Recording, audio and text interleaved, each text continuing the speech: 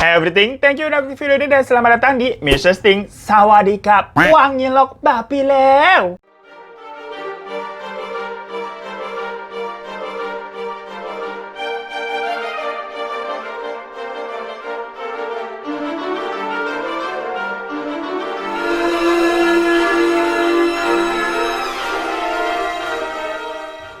Sawadikap, kapun kap gitu, biar kayak orang-orang Thailand ya, cakep-cakep gitu, putih-putih. Nggak usah ngiri guys, kita juga bisa tanpa perlu operasi. Gimana caranya? Pasti pakai Miracle Glossy Series. Makanya kita skincarean dulu ya. Kalau kagak skincarean kita kagak dapat duit, kagak bisa makan. Nah, biar muka makin segar, makin fresh, kita pakai Glossy Face Toner. Ini andalan gue banget sih, kalau pergi juga biasa gue selalu bawa ini, jadi kalau kepanasan tinggal semprot lagi. Kalau kalian kemarin nonton-nonton gue habis repurchase juga ya, jadi ini kita pakai glossy serumnya, nggak usah pelit-pelit. Nanti kalau udah akhir bulan baru deh ngirit-ngirit. Tuh segini.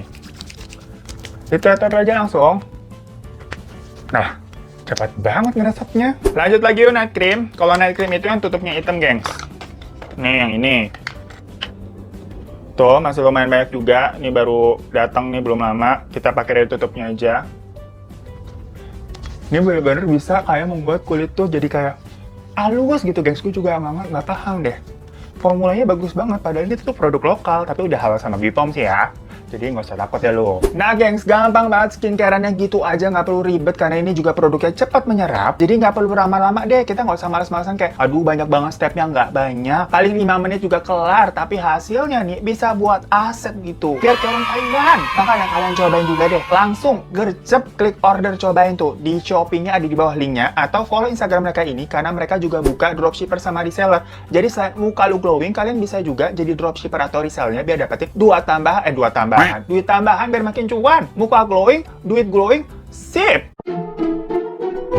Gengs, kalian pernah nggak sih nge-stalking nih pasangan kalian? Apalagi yang pada habis nonton layangan putus. Langsung bawanya sujon terus ya. Ke pasangan kita nih takut-takutnya kalau ada pelakor di luar sana. Habis pelakor sekarang serem-serem gitu, malah bangga. Nah, biasa nih kalau kita lagi stalking, niat hati itu awalnya kepo-kepo iseng aja lah ya. Nggak taunya nanti tahu-tahu nih, banyak banget rahasia yang keungkap yang telah dilakukan sama pasangan. Takut amit-amit gitu ya. Makanya kadang tuh mendingan kita nggak tahu apa-apaan deh. Ala-ala dikira kita kan pelakornya cuma satu nih. Ternyata doi ini malah buka semacam penangkaran betina. Yang gitu-gitu sering terjadi tuh, Bun. Hati-hati lo. Mas Aris mah kagak ada apa-apanya dibandingkan sama kasus yang satu ini. Tapi di sini konteksnya bukan hanya mengenai pasangan aja sih. Pokoknya kalian harus simak banget. Nanti di akhirnya ada sebuah plot twist yang pasti kalian nggak bakal sangka-sangka. Nah, pokoknya kejadian ini akhirnya terungkap di tahun 2020 kemarin, di mana kepolisian Thailand yang awalnya hanya ingin mengungkap satu dari kasus semacam narkoba perorangan aja, ternyata malah berhasil mengungkap fakta yang paling mengerikan di balik itu semua. Dimana fakta ini juga tuh terkait dengan laporan hilangnya beberapa orang yang secara tiba-tiba nih dan melibatkan nama dari seorang jutawan di Thailand. Nah, waktu itu kepolisian Thailand itu ceritanya berhasil menangkap seorang pria berusia 41 tahun bernama Chalewemok Choin Ngabua. Nah, gimana tuh ngomongnya? Mohon maaf kalau salah ya, karena kasus kepemilikan narkoba tuh dia. Dan ketika ditangkap, Ngabua ini toto mengajukan sebuah negosiasi kepada polisi. Soalnya menurut Ngabua, kejahatan yang dia lakukan itu kagak ada apa-apanya, Pak. Ya elah, repot lu. Ibaratnya nih dia cuman pengguna narkoba kelas cerek doang. Nah, lu mau gua kasih tau informasi nggak nih, Pak? Ini infonya jauh lebih besar, bisa-bisa nanti jabatannya Bapak naik tuh dipromosiin. Tapi syaratnya hukumannya si Ngabo ini diringanin ya. Kan lagi nego nih ceritanya. Dimana ternyata informasi yang dia maksud itu adalah bukan cuma masalah pengedaran narkoba, tapi juga melibatkan sebuah kasus pembunuhan berantai. Mendengar hal itu ya udah polisi akhirnya setuju dengan syarat yang diajukan tadi, asalkan informasinya tuh akurat, tajam dan terpercaya. Awas aja lu kalau hoax ya. Ya udah, setelah deal, akhirnya Ngabua ini mulai membeberkan satu persatu informasi yang telah dia ketahui. Di mana dirinya menyatakan kalau awalnya dia ini adalah seorang satpam di sebuah rumah mewah di daerah Bangkai, distrik Bangkok. Nama daerahnya berasa agak bau-bau gitu ya, abis namanya Bangkai. Nah, Ngabua jadi satpam di sono, itu tuh di rumah seorang jutawan bernama Apichai Ongwisit yang berusia 41 tahun juga tuh kayak dia. Menurut Ngabua, awalnya dia sampai bisa terjerumus menggunakan narkoba. Itu ya karena si bos Apichai ini yang awalnya make, terus dikasih ke dia suruh nemenin gitu biar sama-sama nge-fly. Dan selain suka nemenin bosnya untuk nge-fly, dia juga membantu bosnya untuk menguburkan seorang jasad perempuan di halaman belakang rumah. Yang mana perempuan itu tuh diketahui adalah mantan pacar dari bos Apichai yang bernama Warrington Chai Ya-chat berusia 22 tahun. Ya Allah, susah-susah amat sih nama orang Thailand. Nah, untungnya si perempuan itu biasa dipanggilnya dengan Kukik gitu. Jadi kita ngomongnya gampang ya. Mbak Kukik aja di sini kita ngomongnya. Dimana Mbak Kukik ini tuh diketahui seorang jamu alias janda muda.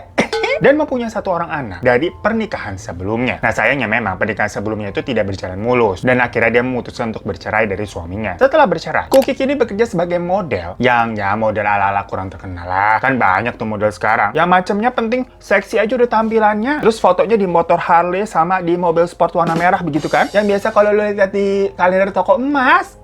Dan selain jadi model juga, Kukik tuh diketahui bekerja sebagai pelayan bar dan open BO di sana. Ya pokoknya, Mbak Kukik ini pertama kali bertemu dengan bos Apicai itu ya di bar tempat kerjanya tadi. Setelah pertemuan mereka pertama kali nih, mereka makin lama nih makin jatuh hati dan dekat sampai akhirnya udah deh pacaran. Gak lama setelah mereka resmi pacaran, Kukik ini akhirnya pindah tuh ke rumahnya si Apicai untuk tinggal bareng. Ya kalau di sana mah biasa ya, geng. Kalau di sini pasti udah jadi omongan tetangga-tetangga sebelah tuh bilang astagfirullahaladzim gitu. Dan setelah mereka tinggal bersama, mereka melakukan aktivitas yang emang udah negatif duluan dari awal, yaitu ngedrugs bersama. Pokoknya hancur lah. Dan menurut Ngabua, entah kenapa, Apicai ini memang sering banget kasar sama Kukik. Jadi dia sering main tangan tuh. Meskipun sebenarnya katanya hal-hal yang diperbincangkan, diperdebutkan itu sepele banget. Tapi emang katanya kan kalau orang udah ngobat, itu emosinya suka turun begitu ya. Rata-rata emang pada suka kasar. Makanya lu lempeng-lempeng aja hidup. Pokoknya nih sampai suatu hari, terjadi dia tuh pertengkaran hebat antara Apicai dan Kukik. Karena si Kukik katanya awalnya ini perkara cuman makannya kagak dihabisin, gengs. Kan sepele banget nggak tuh? Nah, tapi pas berantem, terlontarlah tuh perkataan putus dari Kukik. Apicai yang orangnya emosian ya gampang ringan tangan, langsung naik pitam, sampai ngambil batang besi, dan mukul itu kepala Kukik keras banget. Dan setelah selesai memukul, Apicai ini mengikat tangannya Kukik, dan memasukkannya ke dalam sebuah peti. Habis itu ditutup, gengs. Kunciin tuh di situ. Sampai keesokan harinya, setelah petinya dibuka lagi, ternyata Kukik sudah tidak bernyawa, karena diduga ya kekurangan oksigen di dalam sana. Dan untuk membereskan jasad Kukik, Ngabua ini diminta untuk menguburkannya di halaman belakang dengan iming-iming nanti dikasih duit yang besar. Ya udah, saat itu Ngabua menerima tawaran bosnya. Dikuburin deh tuh sesuai arahannya. Setelah melaksanakan tugasnya, ternyata Ngabua baru mengetahui kalau sebelum-sebelumnya nih si bos Apicai itu juga sudah pernah melenyapkan nyawa dari 2 orang wanita. Soalnya memang Apicai ini bercerita langsung kepada Ngabua kalau kedua wanita yang sudah dia bunuh itu dia kubur di dekat kolam renang di belakang rumahnya juga. Jadi karena dianggap sekarang Ngabua ini kan juga sudah terlibat masalahnya ya. Jadi dicurhatin deh tuh sama bosnya. Tapi awalnya Ngabua nggak percaya. Dipikirnya Apicai masih kayak nge-fly gitu, otaknya kagak bener. Terus ngomong lantur buat gegayaan aja lah. Semacam power syndrome gitu. Yang berasa ala-ala bos mafia nih, gua bunuh-bunuhin orang lu. Jangan sekata-kata lu sama gue lu. Cuman akhirnya Apicai ini memberi tantangan kepada si Ngabua nih. Kalau lu berhasil nemuin tulang belulang dari 2 jasad wanita tadi. Terus lu pindahin deh tuh kemana, jangan di rumah ini biar aman. Nanti lu gua kasih duit. Katanya Ngabua ini mau dibayar sekitar 5.000 baht atau 2 jutaan tuh. Lagi-lagi Ngabua setuju. Dan saat pencarian, ternyata benar Ngabua ini berhasil menemukan tulang belulang dari perempuan yang merupakan korban dari Apicai. Ya udah, sama Ngabua kemudian dibawa tuh ke hadapan bosnya kan. Nih bos, saya nemu nih bos. Mana nih imbalan nih bos saya nih. Tapi saat itu Apicai malah nggak mau ngasih uangnya. Ya karena Ngabua merasa kerjanya sia-sia, dari tadi gua udah gali-gali. Dia kesel dong, akhirnya mendesak Apicai buat bayar dong. Sayangnya, Apicai ini malah justru marah besar. Saking marahnya, Apicai langsung mengambil senjata dan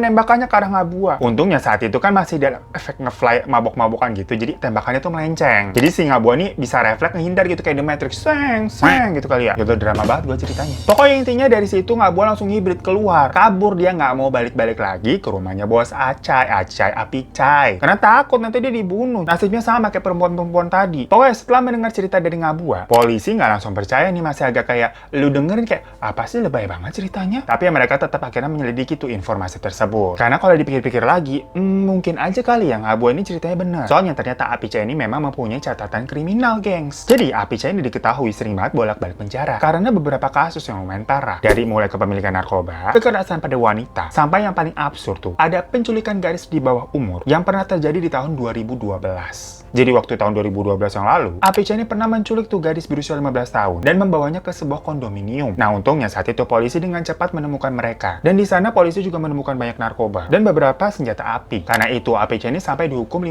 tahun, gengs. Jadi sempat di penjara 5 tahun. Dan setelah melihat fakta-fakta tersebut, polisi ini juga akhirnya melihat lagi nih backgroundnya Apicai itu anaknya siapa sih? Yang ternyata dia itu anaknya seorang pembunuh. Diketahui ayahnya Apicai ini dulunya juga merupakan seorang jutawan di Thailand. Namanya itu Chalrem Chai Ong's Visit, di mana dia pernah menjadi pemilik Ong Visit Market yang sempat terkenal pada zamannya. Tapi sayangnya, usahanya itu memang harus berhenti beroperasi setelah sang owner atau Chalrem Chai itu sendiri telah membunuh seorang gadis berusia 15 tahun, gengs. Jadi ini anak sama bapaknya sama aja. Dan alasan pembunuhannya itu juga sepele. Cuma gara-gara si anak gadis itu suka ngetokin kaca akuariumnya dia di toko. Jadi karena si Chalrem Chai ini takut akuariumnya rusak dan ikannya pada stres gitu diketok-ketokin, ya udah sama dia gadis itu dibunuh dan dimutilasi.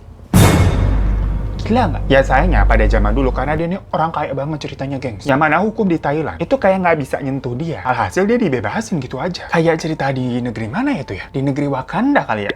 Takut kita kalau nyindir-nyindir. Ya cuman ternyata walaupun dia bisa lepas dari hukum dunia, Chalrem Chai ini mendapatkan hukuman langsung dari Tuhan alias karma, gengs. Ini kayak azab-azab Indosiar. Karena setelah selesai persidangan dan gak jadi ditahan ya, ada seorang penembak misterius yang langsung menghabisi nyawanya. Tapi sampai sekarang, identitas dari penembaknya itu masih belum diketahui. Ya kalau di sana sih banyak rumor-rumor yang beredar. Kalau katanya sih dalang dibalik si penembak itu adalah istrinya sendiri. Soalnya istrinya semacam kayak malu gitu punya suami modelan begitu. Makanya dia menyuruh pembunuh bayaran untuk menghabisi nyawa suaminya sendiri. Ya Allah, ini keluarga macam apaan sih kok pada absurd banget kelakuannya ya? Ya tapi kan itu rumor. Karena yang lainnya juga ada yang percaya kalau sepertinya dalangnya itu semacam saingan bisnisnya aja. Yang jelas pokoknya, setelah kematian sang ayah, ibu dan adik perempuan dari Apicai itu langsung pindah ke luar negeri. Jadi di Thailand itu cuman Apicai tinggal sendirian bersama sisa-sisa dari warisan sang ayah. Nah, melihat background Apicai yang agak-agak kelam begitu ya, polisi kemudian langsung deh tuh mendatangi rumah dari si Apicai untuk melakukan penggeledahan. Dan target utama tempatnya adalah pastinya halaman belakang. Sesuai cerita dari Ngabua, dan pas dicek ternyata informasi yang diberikan Ngabua tadi itu bener, gengs. Kagak hoax dia, padahal ceritanya kayak drama tadi. Ditemuin bener itu mayatnya Kukik di sana. Ya udah dari situ pun akhirnya polisian lanjut lagi mencari. Tadi katanya kan ada 2 jasad korban sebelumnya menurut ceritanya si Ngabua kan. Nah, plot twistnya adalah siap-siapnya nih, gengs. Niat hati kan berarti ini cuma nyari 2 jasad wanita lagi. Pas di gali loh bang, terdapat ratusan tulang belulang manusia. Jadi bukan cuma 2, melainkan ratusan. Apa kabar dunia? Ratusan. Ya Allah. Pokoknya dari yang ditemuin aja, ada sekitar 289 tulang belulang ya. Dari situlah baru diketahui kalau Apicai ini ternyata seorang pembunuh berantai yang mengerikan. Dan menurut tim forensik, tulang belulang itu diperkirakan sudah berada di sana sejak kayak 1 tahun sampai 2 tahun yang lalu. Nah namun sayangnya dalam kasus ini, pihak kepolisian hanya bisa menuntut Apicai atas pembunuhan Kukik saja. Karena sisa-sisanya tadi benar-benar udah jadi tulang belulang, udah nggak bisa diidentifikasi itu siapa. Padahal sebelumnya banyak banget loh laporan yang masuk ke kepolisian tentang perempuan yang pada hilang setelah berhubungan dengan si Apicai ini. Yang kemungkinan besar ya mereka telah jadi korban itu tulang-tulang mereka. Dan saat rahasia ini terungkap, warga di sekitar sana sebenarnya udah kayak nggak kaget-kaget amat. Soalnya Apicai ini terkenal emang sadis. Semua perempuan yang masuk ke rumah itu selalu keluar dalam keadaan babak belur kata para tetangganya. Tapi ya mereka nggak nyangka ada banyak yang dibunuh di dalam rumah. Makanya warga sana itu menjuluki rumah Apicai ini sebagai House of Horror. Yang awalnya sebenarnya si warga mau tuh melaporkan apa yang melihat kepada polisi. Tapi ya ibarat kata apalah rakyat jelata dibandingkan sama orang berduit, powernya beda. Pastinya kalah. Malah takutnya nanti mereka bisa berabe gitu kalau nyolot-nyolotan ke Apicai. Yaudah di pengadilan ini Apicai akhirnya dijatuhi hukuman penjara seumur hidup. Dia juga harus membayar denda sebesar 2,9 juta baht atau sekitar 1,3 miliar rupiah. Di sisi lain, untuk si Ngabua sendiri, akhirnya dia benar mendapatkan keringanan hukuman, geng. Karena kan tadi udah sepakat memang ya. Jadi kayak dia cuma dihukum beberapa bulan dan sekarang sih sudah bebas. Karena Ngabua berarti nggak jauh beda nih sama di sini nih. Yang penting cerita semuanya jujur lu sama berperilaku sopan, bebas. Gila, geng, sebuah cerita nih plot twist yang gue yakin polisi juga nggak nyangka. Ya awalnya nyari niatnya 2 jasad wanita aja, yang itu juga percaya nggak percaya sama ceritanya si Ngabua nih ngibul apa enggak. Ternyata nemunya jackpot ratusan. BTW tapi si Apicai berani juga ya tinggal di situ ya. Lah itu rumah berarti isinya mayat semua. Kayak nggak dihantuin apa bagaimana dia? Kan kalau di film-film horor mah itu udah pasti angker total rumahnya. Ya minimal tetangga-tetangga sampingnya juga digangguin gitu. Diliatin penampakan nggak sih? Ya Allah alam lah, ngeri gue. Thank you semuanya udah nonton ya. Jangan lupa untuk klik subscribe-nya. Jadiin 2 juta ngapa gitu, bantu-bantu kita kan. Biar bisa semangat terus nih ngasih info ke kalian. Terima kasih ya. Sama juga boleh minta like-nya. Follow juga Instagram gue @hirotadivan. Sampai jumpa lagi di kasus musik selanjutnya. Assalamualaikum.